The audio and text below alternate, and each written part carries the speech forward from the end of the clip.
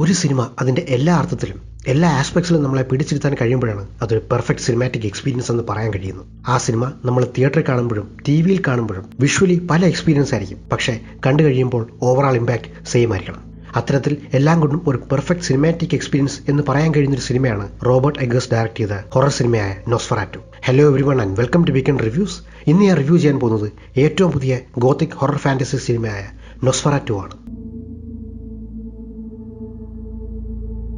1922 ഇറങ്ങിയ ഇതേ പേരുള്ള സൈലന്റ് സിനിമയുടെ റീമേക്കാണിത്. അതായത് ആ സിനിമ ബ്രാം സ്റ്റോക്കർ എഴുതിയ ഡ്രാക്കുള നോവലിന്റെ അഡാപ്റ്റേഷൻ ആയിരുന്നു. ഇവിടെ കൗണ്ട് ഡ്രാക്കുളയായി വരുന്നത് ബിൽ സ്കാർസ്ഗാർഡ്. അതിനോടൊപ്പം പ്രധാന വേഷങ്ങളിൽ നിക്കോളസ് ഹോട്ടും ലില്ലി റോസ് ഡെപ്പും വരുന്നുണ്ട്. സപ്പോർട്ടിംഗ് വേഷങ്ങളിൽ Willem Dafoe, Aaron Taylor Johnson, Emma Corrin എന്നിവരുമുണ്ട്.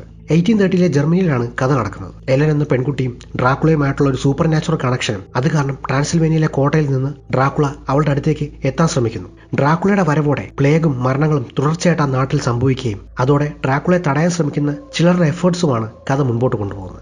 Direct ചെയ്ത എല്ലാ സിനിമകളും പീക്ക് സിനിമാറ്റിക് എക്സ്പീരിയൻസ് തരുന്ന ഒരു ഡയറക്ടറാണ് റോബർട്ട് എഗേഴ്സ്. ഇവിടെയും അതിനൊരു മാറ്റവുമില്ല. ഇതിലെ സിനിമാറ്റോഗ്രാഫിയും ചില ഫ്രെയിംസുകളുടെ ലൈറ്റിംഗും ഒക്കെ കണ്ടു കഴിഞ്ഞാൽ ഇതെങ്ങനെ സെറ്റ് ചെയ്തു എന്ന് നമ്മൾ അത്ഭുതപ്പെട്ടു പോകും. സോ ആ ഒരു ഗോത്തിക് ഹൊററിന്റെ ഫീൽ കൊണ്ടുവരാൻ കംപ്ലീറ്റ് ആയിട്ട് ഇവിടെ കഴിഞ്ഞിട്ടുണ്ട്. പിന്നെ കളർ ഗ്രേഡിങ്ങും ഇത് ബ്ലാക്ക് ആൻഡ് വൈറ്റിൽ നിന്ന് കളറിലേക്കും കളറിൽ നിന്ന് ഒരു സെപ്പിയ ടോണിലേക്കും ഒക്കെ ഒരു ഈസായിട്ട് നമ്മൾ നാച്ചുറലായിട്ട് അതിലേക്ക് പ്രോഗ്രസ് ചെയ്യുകയും തിരിച്ചു വരികയും ചെയ്യുന്നുണ്ട്. അതുപോലെ തന്നെ സൗണ്ട് ഡിസൈനും ഏകദേശം 50 മില്യൺ മാത്രം ബഡ്ജറ്റുള്ള ഒരു സിനിമയാണിത്. എന്നാലും ഒരു ഭയങ്കര ബിഗ് ബഡ്ജറ്റ് സിനിമയുടെ ആ ഒരു ഫീൽ കൊണ്ടുവരാൻ ഇവിടെ കഴിഞ്ഞിട്ടുണ്ട്. ആർട്ട് സെറ്റ് ഡിസൈനും കോസ്റ്റ്യൂമും ഒക്കെ അത്തരത്തിലൊരു പെർഫെക്ഷൻ കൊണ്ടുവന്നിട്ടുണ്ട്. എല്ലാവരും മത്സരിച്ച് അഭിനയിച്ച ഒരു സിനിമ കൂടെയായിരുന്നു അത്. എസ്പെഷ്യലി ലില്ലി റോസും നിക്കോളസ് ഹോൾട്ടും.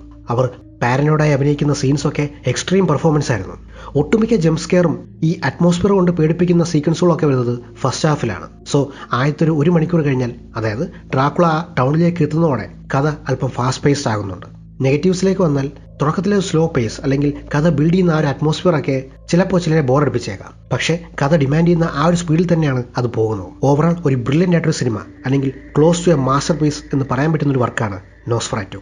ഗോത്തിക് ഫിക്ഷനും ഡ്രാക്കുളയൊക്കെ നിങ്ങൾക്ക് ഇഷ്ടമാണെങ്കിൽ ഡെഫിനറ്റ്ലി ഇത് കണ്ടു നോക്കാം. സോ ഇതാണ് എൻ്റെ റിവ്യൂ ഓഫ് നോസ്ഫെറാറ്റു. എൻ്റെ ഈ റിവ്യൂ ഇഷ്ടപ്പെട്ടെങ്കിൽ എൻ്റെ ചാനലിലെ മറ്റ് വീഡിയോസ് കയറി നോക്കുക. കണ്ടന്റ് കൊള്ളാം നിങ്ങൾക്ക് തോന്നുമെങ്കിൽ like and subscribe to weekend reviews. അടുത്ത തവണ പുതിയൊരു വീഡിയോ ആയിട്ട് വരാം.